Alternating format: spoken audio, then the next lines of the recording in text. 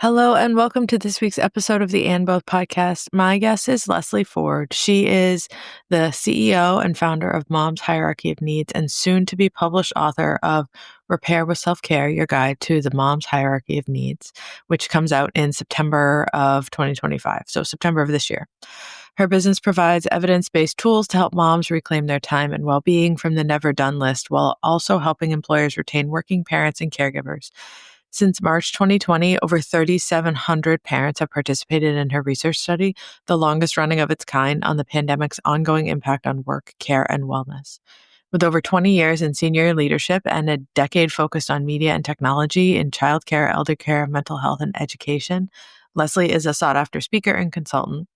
She advises organizations like HubSpot, Merck, Scholastic, and the Barr Foundation on how to retain and support parents, caregivers, and people of color.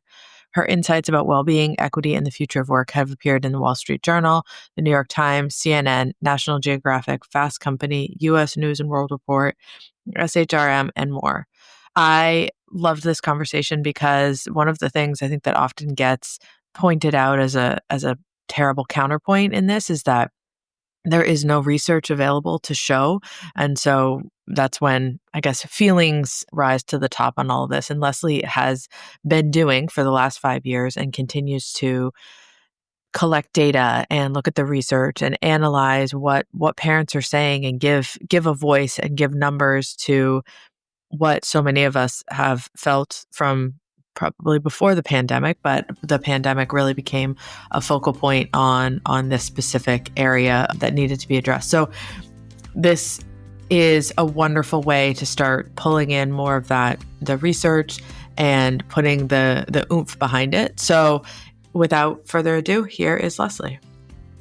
Hello and welcome to the And Both podcast. Here we are going to hear from moms and those in motherhood that are doing the thing that works for them. They are honoring themselves alongside the all-encompassing role and level of expectation that is motherhood.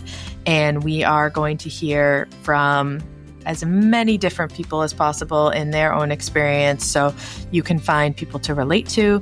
You can hear stories that will make you laugh, make you cry, all of the above, and that we will come together as a community to support one another in a way that is holistic and honoring of the woman and the mother as a whole. Hello and welcome to another episode of the And Both podcast. My guest today is Leslie Forde. Welcome. Thank you. I'm thrilled to be here. I'm thrilled to be here because many reasons, always, but to have this conversation specifically given so many things that are going on in the world right now. And so how about if we start with let people know what you'd like them to know about you? Absolutely. I'm the founder of Mom's Hierarchy of Needs, and that business originally was not a business. It was actually a series of research studies that later became a business. Really was born out of my own experience, completely burning out after I returned to work from my second leave with my daughter. And at the time, I thought I must have missed some important memo that every other mom received because all the mothers in my world seemed to be just kind of doing fine and they seemed to be figuring it out. And I felt like I was drowning, which led me to research why it's so hard to care for ourselves and our careers after having children. And it led to the work that I'm now doing. I think that's amazing. So how old are your kids? My son is 14 now, and my daughter is. So it's not, they're not in the newborn phase. So you've survived going through all of that. I have. Although people, I think, tried to tell me a while ago, I probably just tuned it out, but the cognitive complexity and schedule complexity has really increased dramatically as my children are getting older. And I didn't want to hear it, right? Because I wanted to think it can't be any harder than doing this set of things that I'm doing right now. But it is in certain ways. However, I'd say that at every stage, there's different strategies and different tools. And what I've learned and what I believe most of us, right, will kind of come to in one way or the other is that there's a need to constantly adapt and constantly reset your own routines, how you're supported, how you're thinking about your schedule, what your priorities are. And you can't set it and forget it, even though it's very appealing to want to do that. The changes are so sudden and the environment is so dynamic with kids that once we kind of get to that place where, oh, it's going to change all the time. Okay. It makes everything, I think, a bit easier from there. Yeah, you could give yourself the grace of like, if there is no solid ground or there is no solid boundary. So like, I've just got to embrace the fluidity of my life for sure. Yeah, my oldest are 10 and 12, and Right. we are really into that phase where physically I don't need to keep them alive, right? Like I don't have to worry about their basic needs because they can address those themselves. It's the emotional, cognitive, school dynamics and friend dynamics and all of that stuff that, when you're a new parent, you're like, I might die because I haven't slept in, whatever, or I'm going on 2 weeks of like 3 hours or whatever. But now it's like, okay, I got to think about this from all these different angles, and we've got to have these conversations. Like my older two have been coming in with like, explain to me what this is. And sometimes I'm like, what? What has it? I want to talk about Thomas the Train. Can we go back? Oh, exactly. It's we move into this stage where the questions are really important Mm-hmm. and and you don't have quick answers for them. And it's very iterative and it's also extremely important. So you Yeah. need that space in a different way. Well, our kids are close in age, so I'm right there with you. So when you say you started with research, how did you decide that was step one in the mom's hierarchy of needs process? It was, I think, a natural outgrowth of the fact that I really used research to solve problems in my professional life. And I began my career in market research. But even before I was professionally working in market research as a research analyst, pre resume, I worked my way through college and high school in market research companies. So that part was just kind of ingrained like I have a problem. I need to figure out what other people are doing, or I need to understand why. And the first study, which I had drawn mom's hierarchy of needs on a little piece of paper, was in a conversation with a dad who was curious. He's like, well, why are moms so stressed? I was exploring doing some advisory work for his company. And at the time, I said, well, there's Maslow's hierarchy of needs, and then there's mom's hierarchy. And it was an epiphany for me, right? It was a moment where I realized, like, I felt it. I got really curious about what it would look like. I drew it right away. And then I turned it into a PowerPoint. But it was also my realization that all the things that I would do or that we would do, right, as mothers for our mental, physical, emotional health, like sleep, movement, stress management, healthy adult relationships, right? And if you're partnered, that includes your partner, right? All those things that we would kind of do way up at the top of the mom's hierarchy of needs, they become completely inaccessible when the bottom two-thirds are, first of all, what you care about the most, like your children's milestones and health and well-being and their education. And then there's that next level, the households, all the things there, right, that are also perpetual in nature. And then there's professional roles. So the bottom two-thirds of the hierarchy, they're all things that by definition can't be done. They have no finish line. So we end up kind of in this like weird space of wanting to check things off the list with the expectation that there's a done, but there's no done at the end of the day. right? I tell people there's no done at the end of the rainbow. There is no done. It's all stuff that's important, but it also doesn't have a finish line. So if you understand that, then you can get somewhat ruthless about your time. And you can think about those things at the top that are actually, frankly, critical to our health, not just our happiness, although we should all care about our own happiness. But you can't get there unless you decide that you are going to pause the things in the bottom 2/3 and you're going to carve the space in the top third. And it has to be daily. It doesn't have to be big. It doesn't have to be a spa day. It doesn't have to be something that is like a vacation.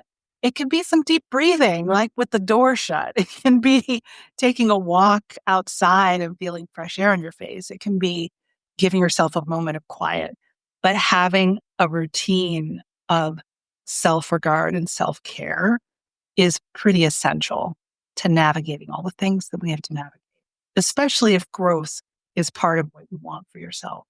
Yeah. You know what I love about that story is, or the origin story is that, I think so many people go into motherhood and you have these expectations of what it's going to be like. And then, like you said, you get there and you're like, everyone else seems to have it all figured out, right? And like, I feel like so often that's where it stops, is like, everyone has it figured out. I must be doing it wrong, or I must have missed the memo, or like the hospital forgot the paperwork that tells me how to like simplify A through K in my day. But to look at it with this curiosity of, maybe it's not just me, and how can I open this up to see what's really going on? How can I actually get behind the curtain? How can I see where the breakdown is and what people are doing and how all these strategies are, that helps to, I call it like the elephant walk of this area, right? It's like, you know, you're the first elephant that goes down the path, and that there's going to be someone holding your tail behind you going, "Oh, this is great. I'm so glad we landed here. Thank you so much for that." Exactly. Like that first survey that I sent with what was like a PowerPoint of the original Mom's Heart, I had 150 moms respond. And it was very clear that I was not alone. And everybody was struggling in some way. And now I've heard from thousands and thousands of mothers in the past 8 years since I've been doing this. But even in the early stages, people were sharing, like, wait a minute, no, this is not easy. We're not figuring it out. It led me kind of to look at the two sides of the problem. There's a part of the problem that is personal, in that we are socialized to be pleasing and we are socialized to feel guilt when we're not taking care of others. So there's an individual shift to escape that and to question that and to really push yourself against the grain of what society tells you and what we've all been taught and seen our mothers and our grandmothers do. There's an individual side to that. But the other piece is environment. So even if you are the most confident Jedi level boundary setter out there, if you're dropped into an environment in your work, for example, where you get the hairy eyeball because you have to leave early to pick up your kids, or you have a parent who needs your help and you have to leave town suddenly, or if you're in a community, for that matter, where you are taking time for yourself and you get a raised eyebrow, right? All of those things impact our ability to make self-care, mental, physical, and emotional well-being work. So there's an individual piece, but there's also very much an environmental piece.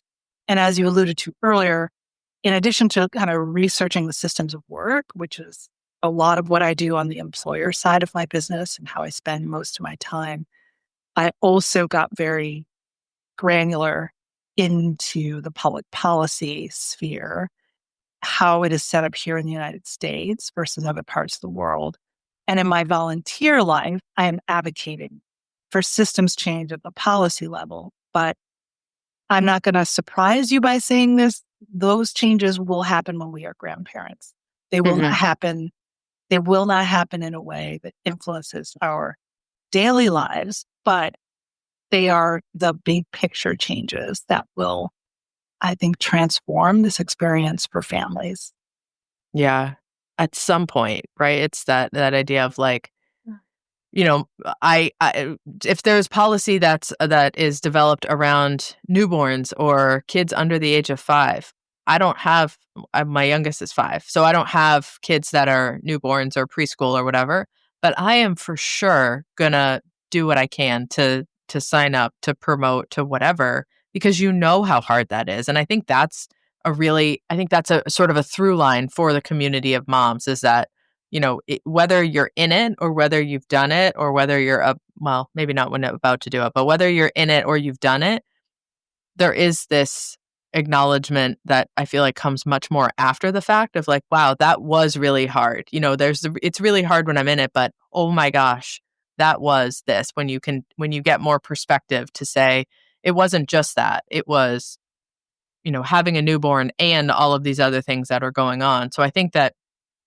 community system change, you're always going to have people that are advocating for that. Because if we're not advocating for that for ourselves, it's for our neighbor, it's for our kids having kids, it's for, our grandkids someday or whatever. So I think that's a really unique position because there are so many policy related things that I think once people get through, they're like, well, I survived. So, haha. Right. Well, I think one of the many gifts that we have, I think as mothers, part of it is, right, just how we're wired and part of it is socialized. But the gift we have is that we are so giving and generous and caring and loving and thoughtful. And even when you just look at within your own four walls and with your own children and your own family, it's very clear the difference in what a child's life is like when they are given an opportunity at education, when they are fed well, when they've slept adequately, when they have the financial support of a family that is financially able to support them. All of those things have a positive, powerful ripple effect through society. Like communities are stronger if parents and children are supported well, like full stop.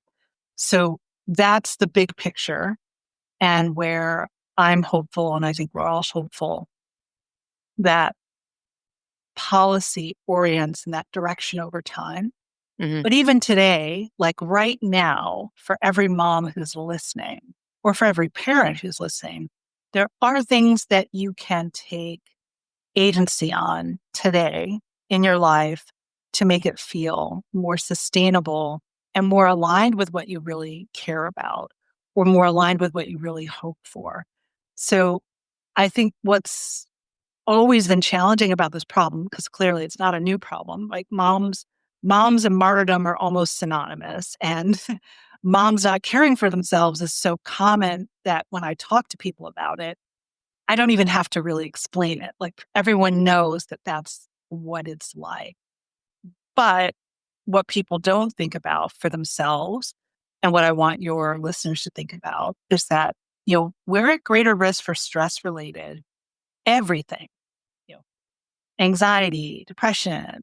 80% of autoimmune sufferers are women, like fatal heart disease, hypertension, like you name it, we're at greater risk. And there's a lot of reasons for that. But there's also a very significant physical and cognitive demand tied to caregiving. And so to be able to go through it and do it in a way that you feel good about and that works for your family, you also have to be able to care for yourself in parallel. It's important. That's my ministry. That's what I want everyone to leave this conversation with, that even though there's a lot of challenges at the systems level and the systems of work level, you carve out that space, become ruthless about it. Because at the end of the day, if you are healthy and happy, that is good for your family and that is good for your career. Yeah, for sure. I mean, I couldn't support that anymore. The work that I do that's not podcasting is all built around caring for caregivers. And it came from this experience of, I mean, that's parents and caregivers across the board, but it's coming from that experience of being an inpatient therapist, seeing caregivers come in completely fried, overwhelmed, to pick up a loved one from the hospital, whether they were the parent or they were the child or whatever, but that they were coming to pick them up, and then they have to meet with all of these people before they can take that person home. And so you're handing them more stuff and them saying, I don't know how I'm going to do this because I don't. The average for caregivers, this is not moms, but just caregivers, is 24 hours a week, average amount of care outside of parenting, outside of anything that they have to do work related, outside of any of their opportunity for self-care. People are spending dozens of hours a week in these roles. And then if you include parenting in that, it's just like the hours climb. And so it's easy to see how people just carve out from their own time. They carve out from self-care. And so I watched this for years and decided, wait a minute. We do a lot of things directed towards the care recipient. We do a lot of the work to, they are the patient in the hospital. They are the person coming into the clinic. But that person gets a ride. And what about the person who's giving them a ride can you impact? Because if that person, exactly like you just said, if that person is able to meet their own needs, if that person is able to go for their screening appointments at the doctors, to have time for themselves, to whatever, to sit and stare at a wall. Like, it doesn't even have to be like super technical. Like, sit and stare at a wall, not answer the phone, not talk to anyone, not imagine the logistical ladder that gets you from 4 p.m. to 7 p.m. It's that is what is going to impact the person that they're caring for more than adding on another class or another therapy or another whatever. And so it's across the board. Yeah, I love what you're doing, and I love the idea that it isn't like, this is my experience and this is what happened. This is the research around this situation, and this is the research around why people are not, they're not going to the doctors. People are not taking care of themselves. People are not sleeping properly for 10 years. And then you wonder why there's all of these issues that are associated with that. 100%. And it's such a long-standing pattern. As I mentioned, right? Societally, it's just accepted that, oh yeah, no, moms don't take care of themselves. Like that's the thing, right? For a good 20 years or so, they just kind of pause that. And we're like swimmers, right? We're trying to like shave a few seconds off our time every day. Like, okay. And you will shave off, right? To your point, you won't schedule that mammogram when you need to schedule that mammogram, right? You won't go for that colonoscopy. You won't call that friend. You won't pursue that PhD program. Whatever those things are on your list, you will push them back because of the enormity of caregiving and how in the current culture and context, it's just not well supported. So there aren't a lot of levers to pull to make it work. There are, however, levers. And I think what people need to feel inspired by is that whatever the levers they choose, they have to choose something. It doesn't have to look like what their mother chose or what their friends choose or what their neighbors choose, but they have to choose something, and they have to prioritize the self-care in service to themselves, which, to your point, right, is also in service to their families. The mental health crisis that is affecting children is also, right, directly tied to the mental health crisis that is affecting mothers and affecting people in general. And there's so much behind, I mean, as you well know, right, based on your training, there's so much behind our stress and how it just is, I've written about it before. I describe it as it's contagious, right? If you're stressed out, if your cortisol levels are elevated, your kids' cortisol levels are likely to be elevated. And none of us want that to be the legacy we pass along. Yeah.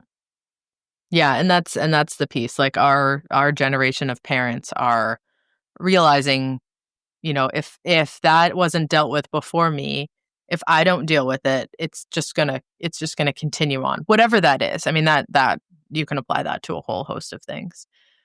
What in the last so since you started the research to now, have you noticed changes in maybe conversations or how people are approaching this? Absolutely. So maybe I'll kind of look at the pandemic as the eruption point because The volcano? the volcano, the Volcano of volcano, motherhood? exactly, the volcano that came in and like the lava like leveled everything. Right. Uh, That was a huge shift. Obviously, on the negative side, there's almost too much to say about how it was harmful. But I will say, particularly for mothers to think about why they feel not great now or why they feel like they're still struggling now and even feeling guilty, like, why am I still struggling now? Like it destabilized all the systems that we rely on and that we're the most responsible for inside of families. Like, when's the last time you had to book a specialist for yourself or your kids? How long does it take? mhm. Probably 2, 3 times as long as it used to take. If on the good side, 2 to 3 times. Yeah.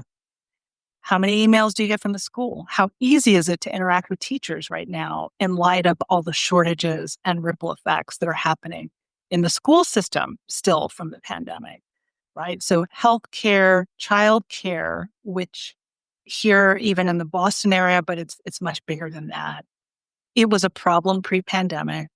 I used to work in the childcare and elder care industry, so I won't like bore you with all the reasons why, but it was an unstable, fragile system before, and it became really decimated by the pandemic. So what was a shortage then has become a deeper shortage now. And a lot of families, even if they can afford childcare, can't get it. And then there's, of course, more people who can't afford it. And then there are more childcare deserts where it's not accessible. So all those things are adding pressure now. And the pandemic like deepened that pressure. So there's that. And people are feeling that in their day to day lives. But on the positive side, I think for people who had any space during the pandemic, whether that was forced because of a paused commute or forced because of layoffs or forced just because of everything else on the calendar shutting down, people view their time differently. People view their health differently. And people want something more than what we used to have, right? This return to frantic busyness and this constant feeling of just not being able to catch up or run fast enough. I think people broke up with that, right? Evidenced by the great resignation, evidenced by a lot of the sentiment that's come out in the past 5 years. So I feel like there's an awakening that has happened. And now it's a matter of, for many, how do I align what I really want my life to look like with the resources I have available? And what's my path there? A lot of people changed where they lived, right? They moved, they, changed spouses, changed homes. In my research study, I see people going on and off of legal and illegal substances all the time, right? It's not just, you know, alcohol or substances that are not legal. It's cookie dough ice cream or potato chips or it's people are looking for comfort and soothing and peace, and some have grasped it in maladaptive ways. Some have grasped it in lifestyle changes. But I see people wanting and believing that they deserve positive change, and I think that is huge. And that was not necessarily true in my studies 8 years ago or 7 years ago. People were more accustomed to the way things have always been and expected that was kind of the way it was going to be. I believe Mhm. people want, especially moms, like we want better. We want better for ourselves. We want better for our children. And we want better for the communities that we're part of. Yeah, I think that, to echo that for sure is this idea that the way things always have been has been that moms have been the backbone of whatever doesn't work, right? So childcare desert. Well, mom, you're up. Affordability of childcare. It doesn't really work. Okay, well, here's what we're gonna do. We're gonna nanny share. We're gonna get super creative with how we can move these things around. We're gonna have a job that has a non-traditional 9 to 5, or this is like, I mean, the evolution of the side hustle is all built around the idea of I cannot drop the ball when it comes to childcare.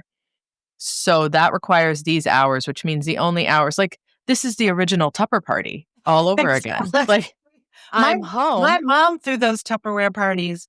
I mean, I remember sitting in on those Tupperware parties. Yeah, I mean that's what it is, right? It's Tupperware and the jewelry and the makeup and the all of that stuff. That multi-level marketing is just mom level marketing. It's that like you don't have to work this 9 to 5. It's not in the search of freedom. It's the fact that you have this hard boundary around because whether it is availability, whether it is childcare costs, whether all of those things, that's going to be something that you're not going to give up. So then you start to search for alternatives. And when the pandemic happened, it was so much in everyone's face, actually, how much was happening that people were like, whoa, wait a minute. It's a global reckoning of how much you're actually doing and how off guard people were caught that had relied on moms for so long to realize like, okay, I'm gonna work from home. It should be simple, right? But like your kid's jumping on the desk, someone is banging on the door, someone, you can't conduct a news broadcast when your kid walks in with no pants on. Exactly. And you're supposed to be that person. And everyone's like, well, where is the mom to like corral the children? Like she's also working. Right. So Exactly. like so now there's no one, right? There's no one to like be that buffer. And I feel like we all collectively kind of like got got the acknowledgement and hopefully, I mean, we got the acknowledgement and the conversation around policy change and around different ways to go forward and different career paths and different however you can make that work. My fear is that the farther we get away from that, the more likely it is for the pendulum to swing back to the way that it always was, because that's the easiest for many that are not mothers. 100%. Well, I mean, the pendulum, I think, frankly, right, we're seeing a swing, a reactionary swing right now. And part of that has to do with the economy, right? Once the economy started tightening a couple of years ago, it's even tighter still. It's worsening right now, but it was, 2 years ago, it was not great, right? It's been uneven. And that has forced a lot of organizations and a lot of people to, I think, really examine what they believe in. And you can see some organizations don't live their values Mm. when the economy tightens. And we are seeing that now. So organizations rolling out the red carpet work remotely because for people who can, right? It's actually most of the workforce cannot, right? It's like, uh, last time I looked at data, it's 60% of the workforce cannot work remotely. So Mhm. for those who have the types of jobs where they can work remotely, organizations are rolling out the red carpet, like, please keep working, keep working, keep working. Like, don't let the fact that your kids are crawling all over you. And then We we are want to facing heal you. exactly. We're facing a global trend like kid pandemic. Like let us help you out. But now, right, we see a lot of those same organizations pulling people back, even people who do not have to be in physical offices, mandating a certain amount of time in physical offices. And I will say it's complicated because obviously it doesn't work for every job and it doesn't even work for every person. Or it, there's stages of career where when I think about the pre-kids me and early career me, I think it is as a leader and as a longtime manager, I do think that if you have a young person who's just starting their career, that person may not be as well served working remotely in their. So there's a lot of issues there, but I think that the flexibility that surfaced around location, hours, and autonomy in many organizations, that's now come into question. And I think moms are left in this precarious position once again. Like, how do I honor my gifts that I want to honor in my professional life? How do I earn enough money to make sure that my bills are paid and that my family is in a good situation? How do I also accommodate the fact that childcare is really complicated and hard to afford or impossible to get, depending on your circumstance, or that elder care, right, for that matter, could be all of those things too. So there's a lot of pressure, right, that's squeezing us from all these different angles. I think there's a messy period that we're going to be in for a while. I think the macro level pressures right now, the social climate, the political climate, all of that is messy right now. So I think moms, sadly, right, we get caught in this place of wanting to keep moving, to keep progressing, to keep doing things well for our families. And we almost have to pause and look at our priorities. Like, where do I have agency? What can I control? What's extremely important to me right now?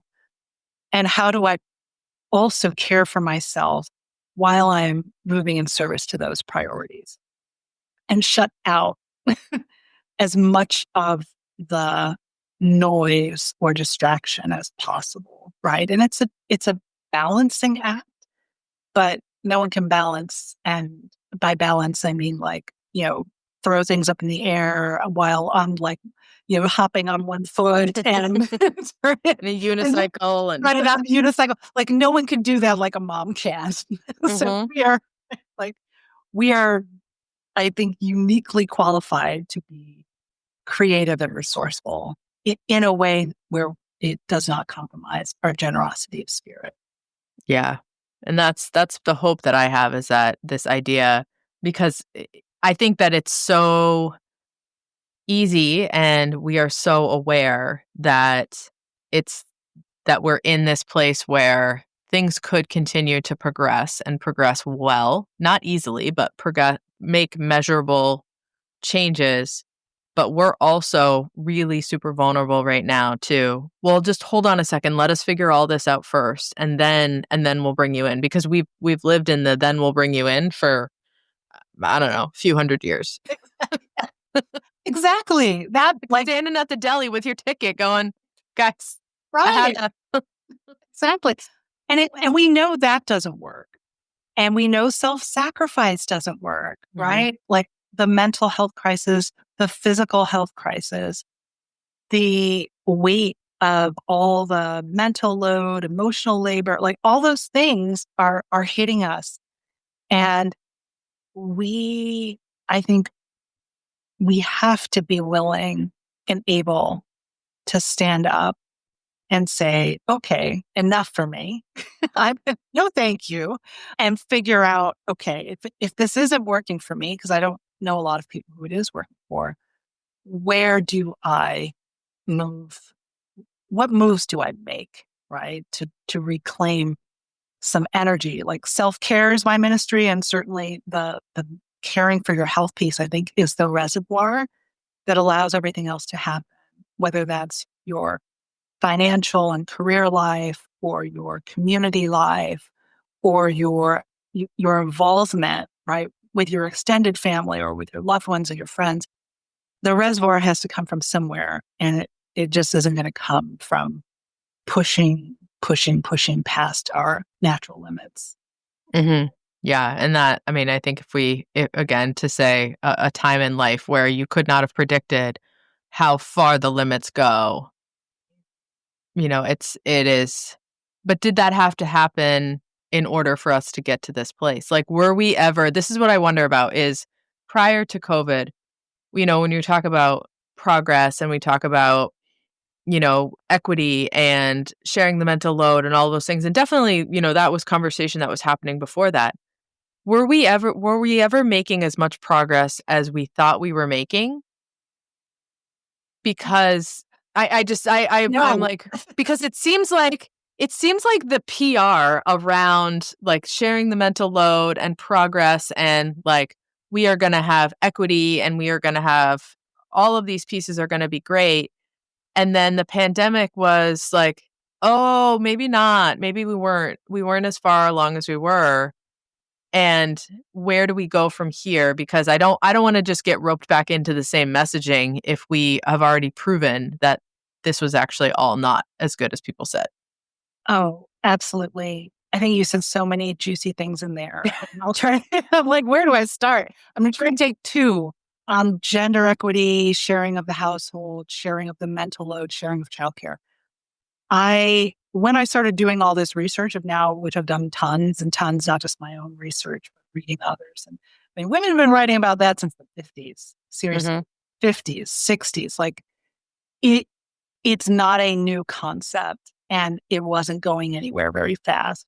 The last time I looked at the World Economic Forum's kind of data where they kind of track gender equality and the sustainability measures that they've been measuring for women globally, right? I think there's like 17 factors that the Mhm. UN is looking at for gender equity for women and girls. And I believe I may be misquoting, but it was something like 171 years or so at our current pace.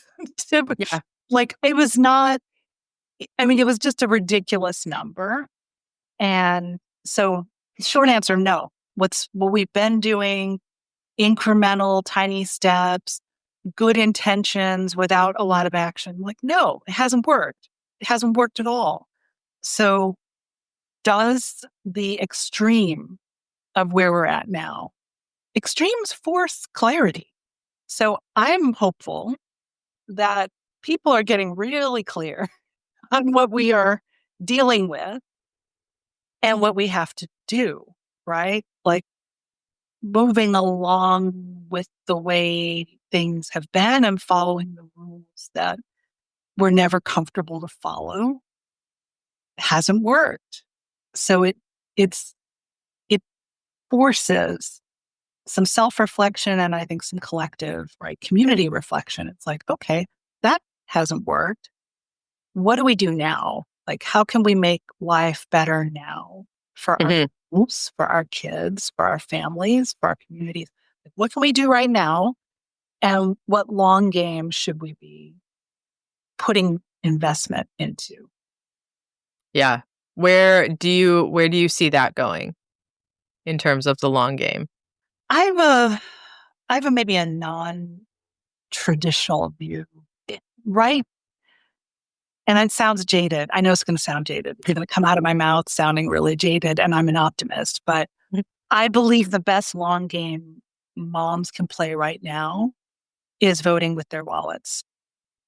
Women control almost all of consumer spending, almost all, like 90%, like an insane amount of consumer spending. Yeah. Like the only categories we don't control are things like cars and electronics. So if you choose where you buy your eggs and your dishwashing detergent, your flour, and you go to those companies that do support promoting and protecting inclusion and equality in the workplace where women actually can rise and be in the ranks. Like those companies that don't do that won't survive if women don't support them. So Mhm. that is the long game. And I don't even think it's that long if all women were oriented in that direction. That's what I would play right now for systems change.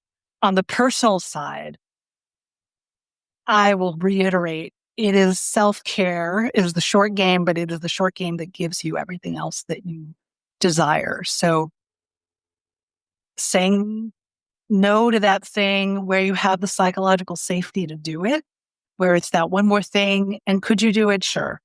But stretching yourself to stay up an extra hour or two to do that thing, to bring those cupcakes or whatever it is, Like, no, like just preserve, protect, and retain your energy. If it's with your own movement and stress management, nutrition, like all those things, like take them incredibly seriously. If you haven't scheduled your appointments for your mammograms and your annual, do it now. Like drop everything and do it right now. So I feel like that's an essential part of what can be done right now Yeah. in our lives, and where we have influence but not direct control, like the systems we live and work in. That is where you either look for the support of a group. Another positive outgrowth of the past 5 years has been, I think, the rise of employee resource groups. I mostly work with employers trying to support parents and caregivers and keep moms in the workplace and keep moms growing and healthy. So I have seen many more employers, large and small, supporting parent and caregiver groups, and people really leveraging the strength of numbers to have a voice, to have camaraderie, to have support, to get benefits that they might need. So all of that I think is really positive. So in your professional life and your career environments, like leverage the power of a group if you don't have the psychological safety to go it alone. And then long game, I say vote with your wallet, because Yeah. that for those of us who have felt voiceless in the political process, I can assure you your dollars are not voiceless. Yeah. Agree. I mean, all around, agree, all around. I was just at a conference, it was an HR conference in Las Vegas. There's 4,000 people there. It was great. I don't work in HR, but I am, again, the what I'm building is the market for that is HR because it is targeted towards caregivers. So I went and it was fascinating because there's definitely like there's all sorts of tracks in it, right? And you got people talking about stuff that frankly I don't even understand. And then but there was a not necessarily a track, but there were sessions that were talking about caregiving, and they were talking about there were these enormous companies, global companies that were saying, we can offer people all of these things. However, if we don't see people as like as a whole person, if we don't acknowledge this person as a caregiver, and we don't create we I mean there's a couple different layers to that, right? Because it's HR. So we don't acknowledge that person as a caregiver. We don't create the space for that person to say, I am a caregiver, I am a parent, these are the things that I have going on. Then we're not benefiting them in a way that's holistic enough that's going to get them to basically stay because the 50-year sheet cake gold watch employee is gone. That is a dinosaur. That person does not exist anymore. People change jobs because it doesn't fit their lifestyle. And I think that is a positive of the pandemic. If you go into work and your employer says like, well, you need to be here and your kid's got this, ballet thing and I don't care about that, yada, yada. And you're someone who has the training and the experience and the qualifications that previous like 1994 where they would say, oh my gosh, I feel so bad. I missed the thing, blah, blah, blah. You're like, I'm going to look on these 19 different platforms to see who I can network with to get another job where I either make the same money or I potentially could make more money. But that employer is the one who sees me as a mom, as a caregiver, as someone who has all of these other needs outside of like being the keyboard jockey for this company. Mm-hmm. That's where they're going to go. So that's that vote with your, vote with your wallet, but also vote with your time. 100%. Absolutely. I feel like that shift has definitely happened. I think the uneven part of it is the macro level economy. Yeah. So during the Great Resignation, I remember I talked to one mom who was amazing. Like I meet incredible women like yourself all the time, and she was like, "Yeah, I'm sick. This job is not giving me what I need, and I'm getting offers, and I'm not even sending a cover letter, right?" Like she was just able, like she's like, I'm just sending my profile and I'm getting offers. But fast forward to now, the economy is different. Certain industries are somewhat impervious to it, but not most. So I feel like if people have the flexibility, freedom, agency, absolutely go with good time. Move into the places and spaces and the people who will be supportive of it. I have seen through the research study and the comments that I get, I've been running this study since March of 2020. It's now in its fifth year, and I am looking at whether I keep it going or launch my next one. But it's now close to 4,000 parents who participate. Wow. 97% women, so very mom-centric.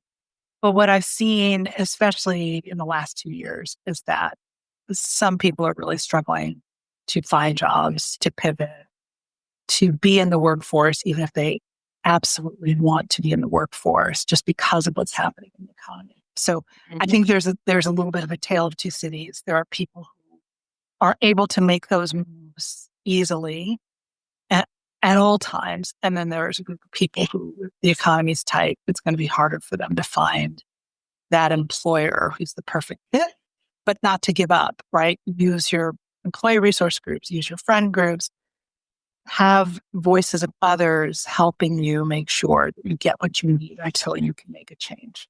Yeah, exactly. I love that. So I just think that it's so important to not only have like the interpersonal conversations where, you're meeting with friends and you have dinner together and all of those parts.